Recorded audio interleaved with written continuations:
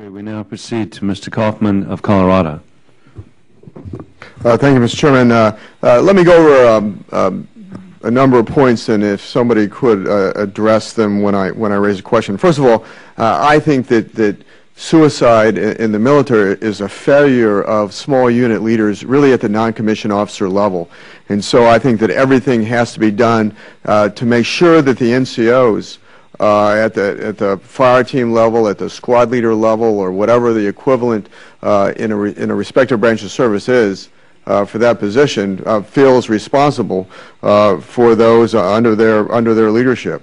I think, secondly, I think it's important that we preserve deployments as units and never revert back to individuals being deployed as was done in Vietnam, where I don't think you develop that unit cohesion, and I think unit cohesion is essential to reducing suicides.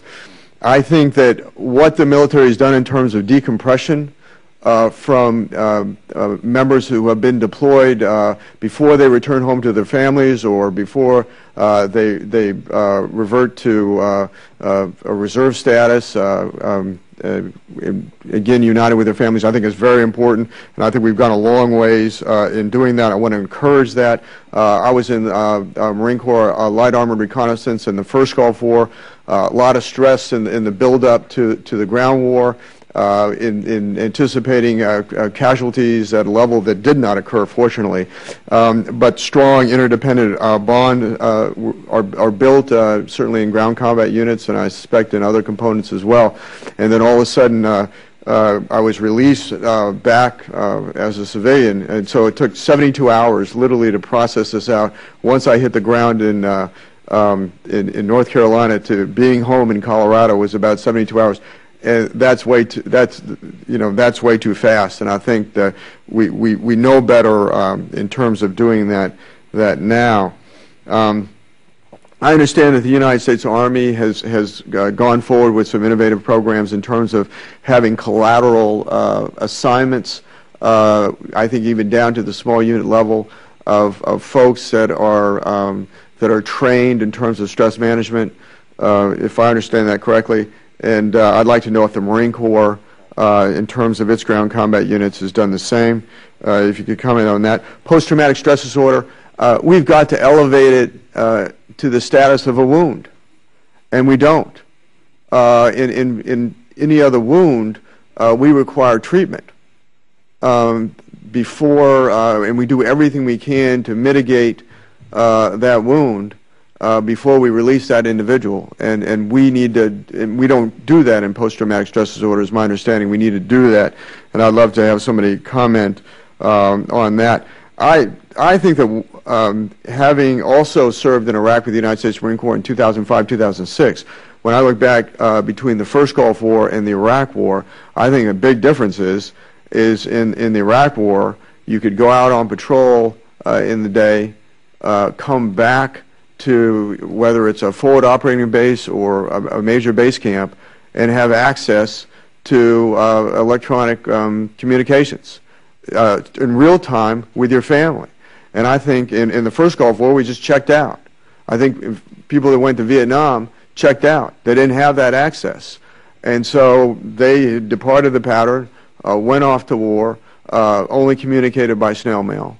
But I think the notion of communications in real time is a stressor in and of itself. I mean, obviously we want that to occur, but now they're dealing with problems at home, and they're dealing with the problems of being in a combat environment. And I think the confluence of those things is tough on people.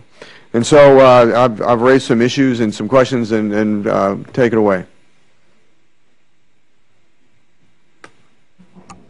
Well, I'll answer the first one, Congressman.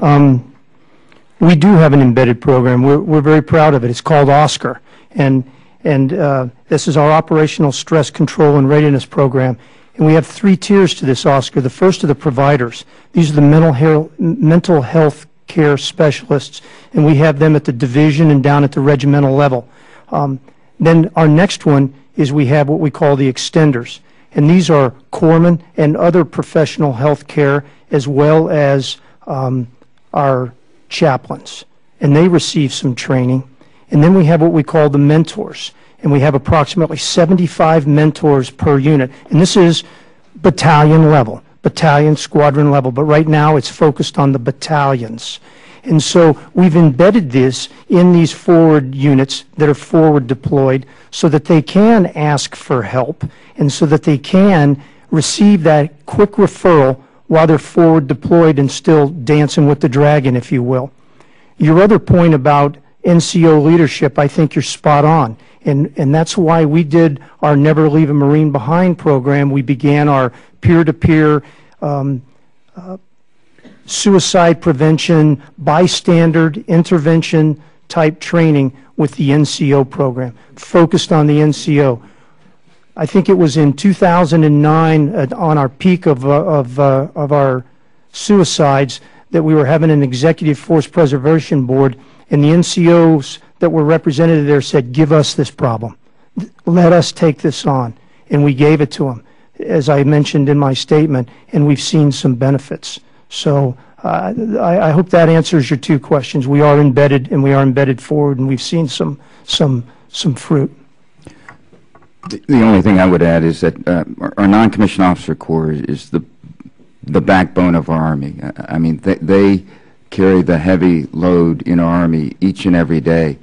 And when there's a suicide, it's all of us, officers, the non-commissioned officers, the civilians, the families. We all hurt, and we all feel terrible about it. But to your point, we understand the importance of leadership and frontline leadership. Some of the second, third order effects that we are feeling from our own rotation process, the strength of rotating units is very sound.